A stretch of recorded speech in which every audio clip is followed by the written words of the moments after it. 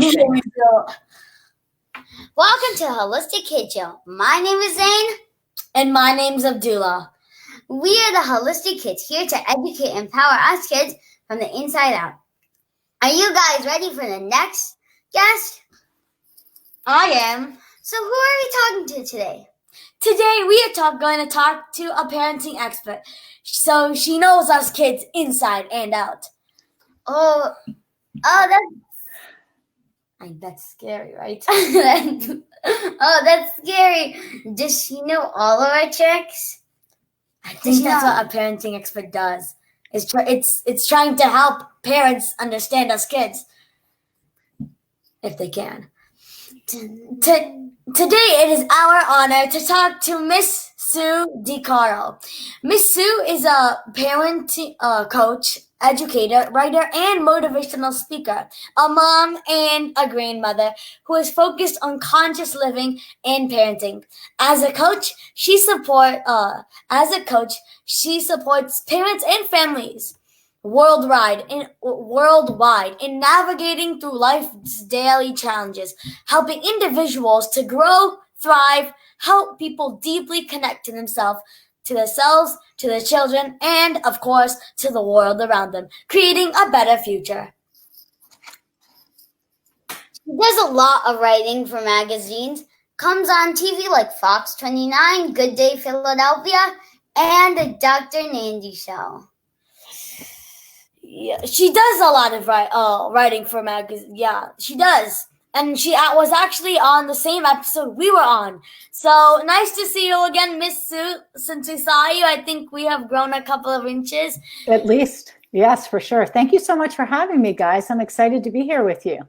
Yeah, we've also learned a lot more, so we can't wait to tell you even more. Can't wait to hear. Yeah, we can't even wait to learn. Okay, so Miss Sue, what is conscious parenting? Is it like a school for our parents? Well, that's a great question, and I love that you asked that. It is like school for your parents, because parenting is about being a parent, learning about yourself, not learning about your children necessarily. We have to learn about ourselves as parents. And that's really about what we see when we look at our children, how we can respond to our children, how we can be aware of who our children are. Like, you two are not the same. You're both unique human beings, right? You both are a little different, I'm sure, in lots of ways.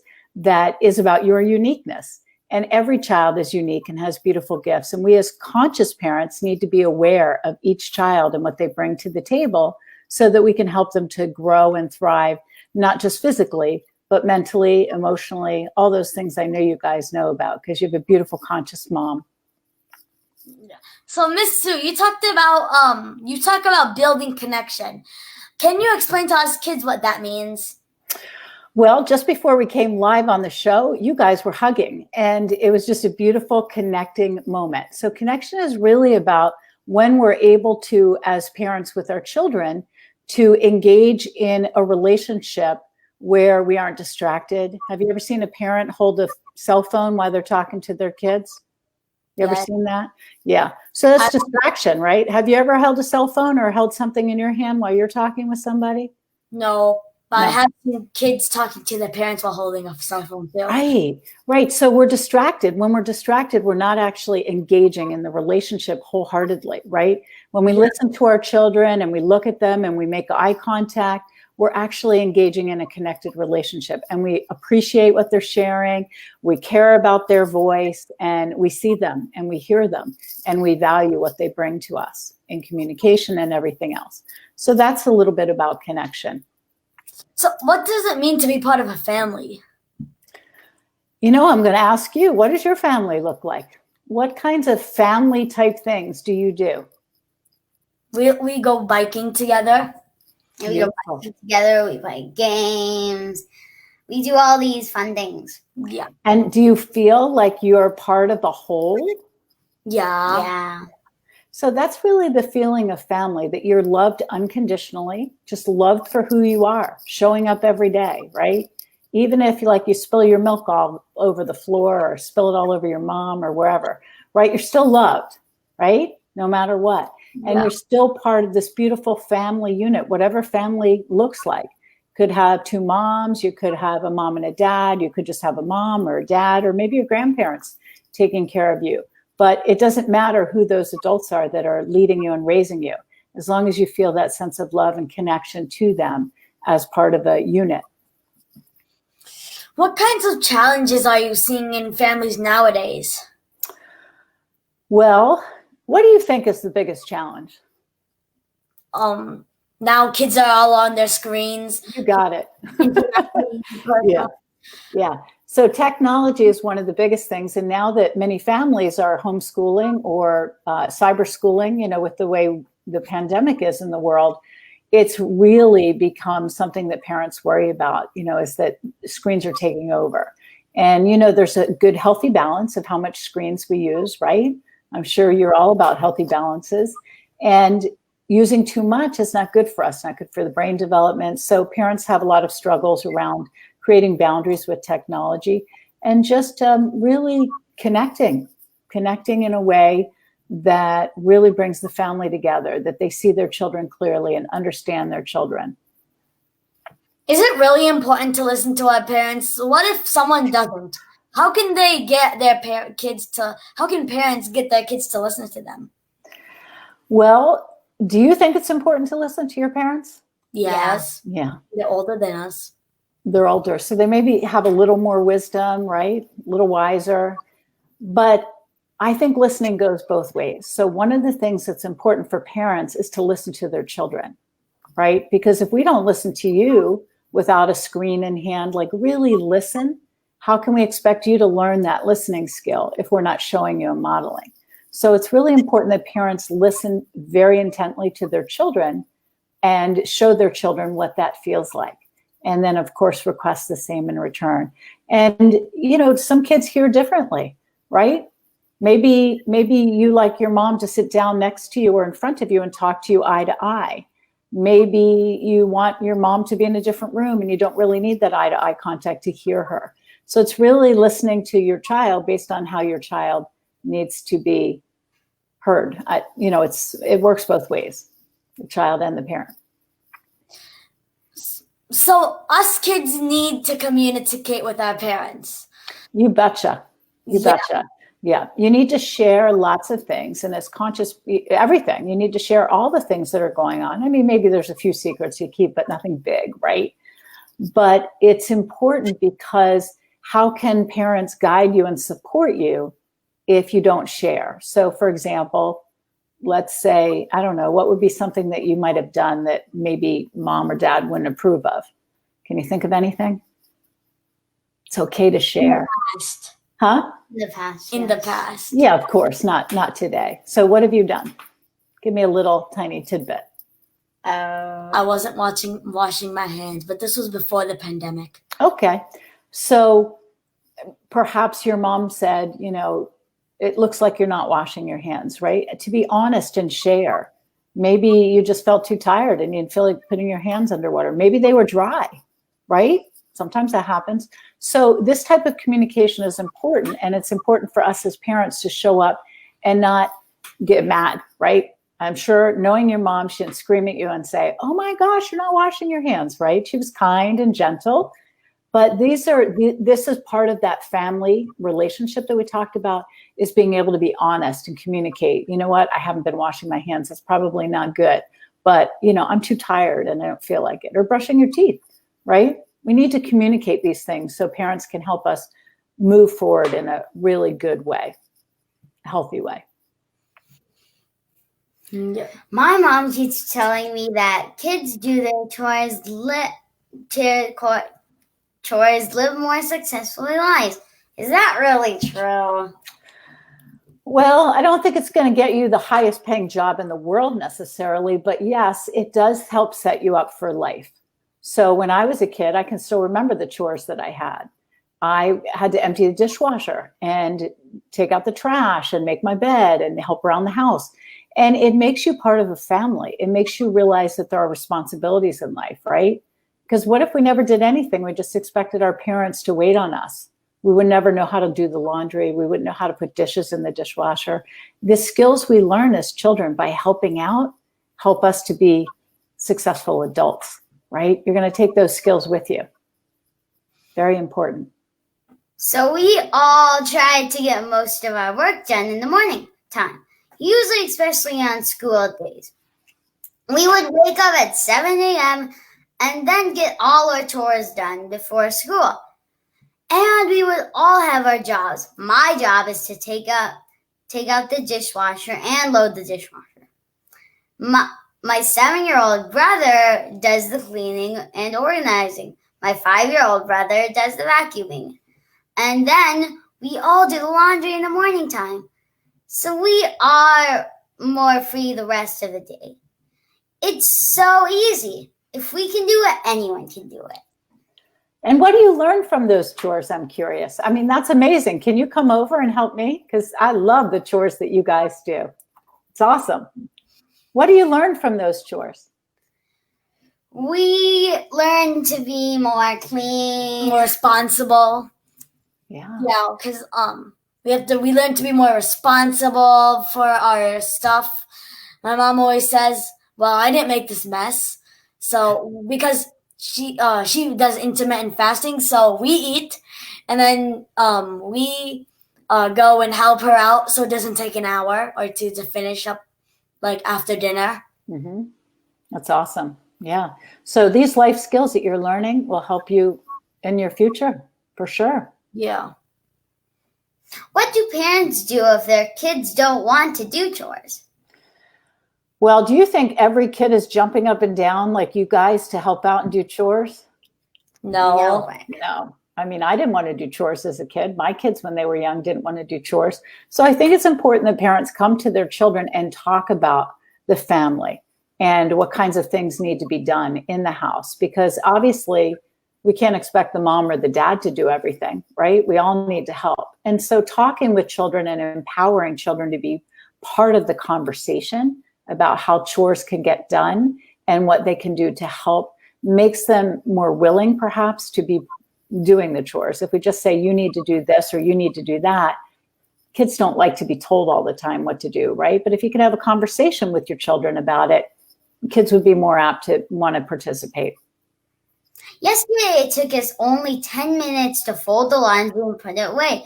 If we all work together, it'll make things better. Yeah, for sure. The jobs get done a lot quicker. And then you have more time for game playing and bike riding and all those beautiful things that you do as a family. Yeah. Lots of kids are always on their technology. Miss Sue, is it good to be on screens all the time? No, it's not. It's not good to be on them all the time because we miss out on so many other things that are opportunities for us to grow and learn, like being out in nature, riding bikes, things you mentioned, right?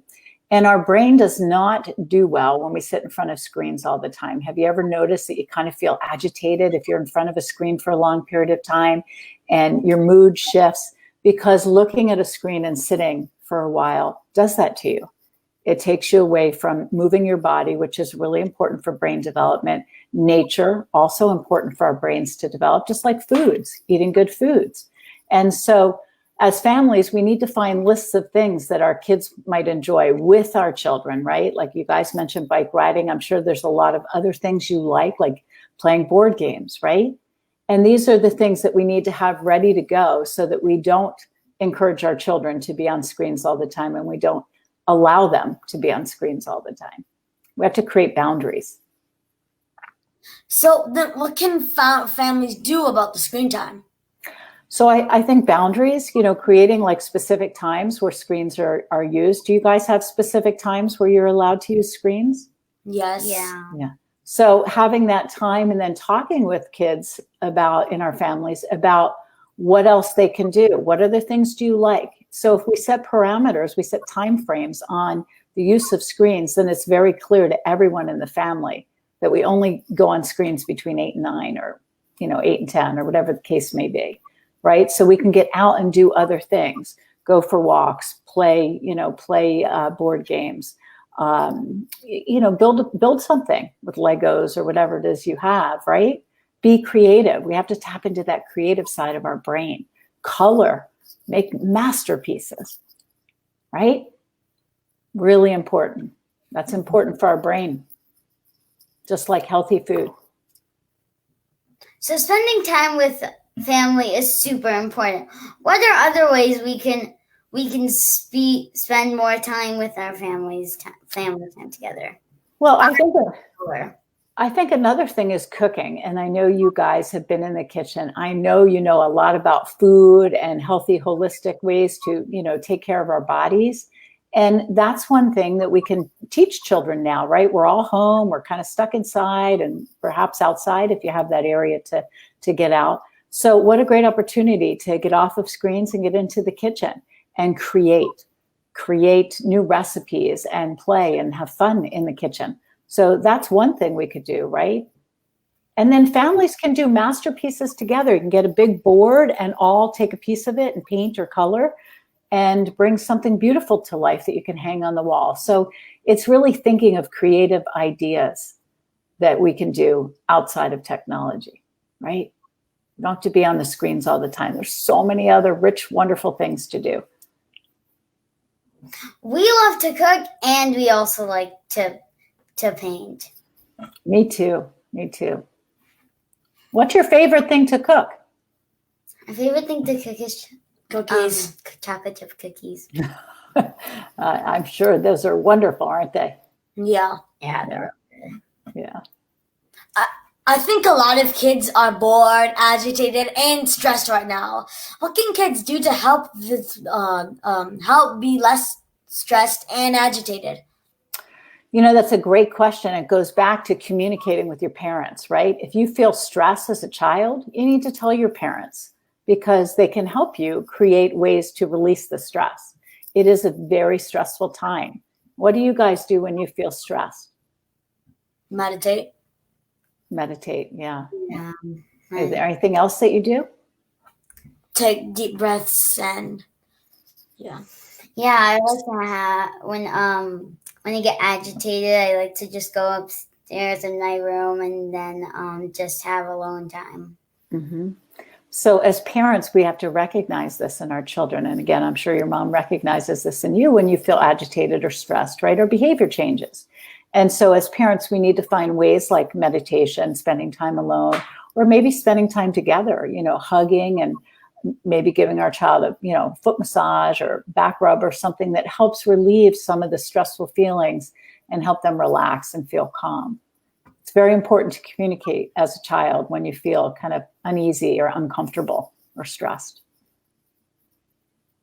We focus on gratitude every morning. Eat pure food, not fake foods. Have a routine. Help with chores. We love to spend time with my parents and grandparents, playing games and riding bikes. That's what we do every night to even get our exercise together as a family. And before we go to bed, we help our mom in the kitchen. We clean up and we love to pray and meditate. You guys are amazing. It is really, truly my honor to be here with you and to talk with you because you just bring such wonderful gifts to life, both of you. Miss Sue, what other challenges do you see? I see school as a challenge. As you both probably know, school may be online, right? In the fall, the next year starting, maybe at home. You may be in front of a computer. You may get assignments, through that means. And I think that's a big challenge for many kids and many families. Parents are working, so they have a hard time helping their kids with Zoom calls, right? And all the stuff that you have to do. And I think also it's a really tough way to learn right now, isn't it? It's really tough. You want to be with your friends, you want to socialize, and yet because of the pandemic, we need to be safe. And so we have to learn in a safe way. So I think it's a big challenge because everybody learns at a different pace. So every child is going to need to have that tender, loving care. If you guys are familiar with that, when they come back to the school setting, to be able to be recognized as to where your learning is. We're all learning at different levels, right? We're not learning together in a classroom. We're learning separately through our home. It's hard. There are a lot of kids that can get frustrated really easy now. Like, they can get really frustrated if they lose even one game. They get they're playing game and then they just lose. Like once they They They just like scream and shout. yeah, they have Yeah. taste. Yeah. Yeah. So So their organs. yeah. So how can they release their emotions like in a good way? Like if you're like mad or something, how do you what should we tell those kids? So that's a great question. Again, I think communicate. If you find yourself as a child kind of frustrated all the time and getting mad all the time, and your parents haven't taken notice, you need to tell them, because it is a frustrating time. And many kids, as you said, are really feeling the stress of, what's going on in the world. So one of the things I'm a big fan of outside of meditating and eating healthy is to go outside in nature, because there's something about being in nature that brings us back to that grounded feeling, right? We can release the tension and the stress and the frustration that we're feeling. Homeschooling, being on the computer for Zoom classes. So we have to get out. We have to get out in the air and sunshine and in nature with the birds and the trees, go for a walk, go for a bike ride, right? Doesn't that make you feel good when you're outside? Yeah. Yeah. I try to do it every day because I get frustrated if I'm not outside. What happens if they don't listen to us? If your parents don't listen to you, or if you don't listen to your parents? Because some parents are so really busy, so that sometimes they don't really have as much time and they don't want to because they have to do their work right now. Yeah. So it's, again, that's the frustration that parents are experiencing, is how do they balance it all with their children and their jobs, and the homeschooling. And it's really tough. So parents have to also take care of themselves. You mentioned meditation, right? Meditation, taking care of themselves, eating well. I call it self-care. Getting a good night's sleep so that they can structure their work and their time with their kids in a way that helps everyone, right? Has to help everyone. And if we don't take care of ourselves as parents, we're frustrated, right? We're stressed. We're no good to anybody. Right. Any last piece of advice, Miss Sue? I think, every day show up as children and as parents doing the very best that you can. Children, it's really important that you communicate with your parents. This is a really tough time, right? We're in a really tough time in the world. And so we have to communicate so that everybody can help everybody else, right? And that's what makes the family much more cohesive, much more connected, is we all work together to help each other in good moments and in not so good moments, right? When we're frustrated, we still need a parent to help us through that. So a lot of communication. Oh, how we can all live peacefully? Do you have any advice on how we can all live peacefully? Meditation is a really helpful way. You both know that. And I think just taking every moment, living mindfully, being moment to moment. This is the only moment that we have, right? If we worry what tomorrow looks like, we take ourselves away from this moment. So to bring more peace to ourselves, whether we're children or adults, we really need to stay present in this moment and not worry about what tomorrow, next week, next year, or 3 years from now will look like. It's just to be in this moment. So thank you, Miss Sue. So we're so honored for you to join us today. We love the amazing advice. Thank you, guys. It's an honor to be here. I had so much fun talking with you. I could talk with you all day. Thank you. That was so empowering. Everyone, please check out Miss Sue's free gift, 10 Ways to Connect with Your Child. The link is below. Click it. And make sure to follow Miss Sue on social media. And she has an amazing parenting course that everyone should check out. Thank you again, Miss Sue, for working so hard to keep our families connected and peaceful. Thank you, guys. It's been an honor to be here. So we as kids need to take part of our homes today. You betcha. To recap Mrs. Sue's key points. Number 1 is that it is important to spend lots of time with our families. Our parents are our biggest cheerleaders. They want to see us succeed. 2, do your part and make sure you are helping around the house, because when we all work together, it makes it all go faster, and it can be fun. Limit screen time. You can be more active. We love to play Legos, and we also like to play Pokemon cards and chess and be outdoors. 4. Find things that you guys love to do. And things that you guys love to do and exercise. Remember, the fake foods that you eat can make you agitated and stressed. So focus on the rainbow, fruits and veggies, and eat as many as you can a day. Number 5, make gratitude and playing outside in nature a part of your everyday routine. It helps you focus on what is going on, all the good things, not the bad things. These are the things we do if we can do it. You can't. If we can do it, you can too. Thank you. And thank you again, Miss Sue. Until next time, I'm Zayn Ansari. And I'm Abdullah. Follow my family on social media, Holistic Mom D, and look out for my mom's book, The Holistic RX, your guide to the healing chronic inflammation and disease, and the Amazing Children book we wrote together, coming out this year, Adam's Healing Adventure. So excited! Join us next week for another episode of the Holistic Kids Show, where kids are empowering kids. Together we can keep our future struggles, but you got this. We are here for you. Real healing for real life. Bye. Remember to follow Miss Sue on social media. And she has an amazing course. So check that out. Thank you both.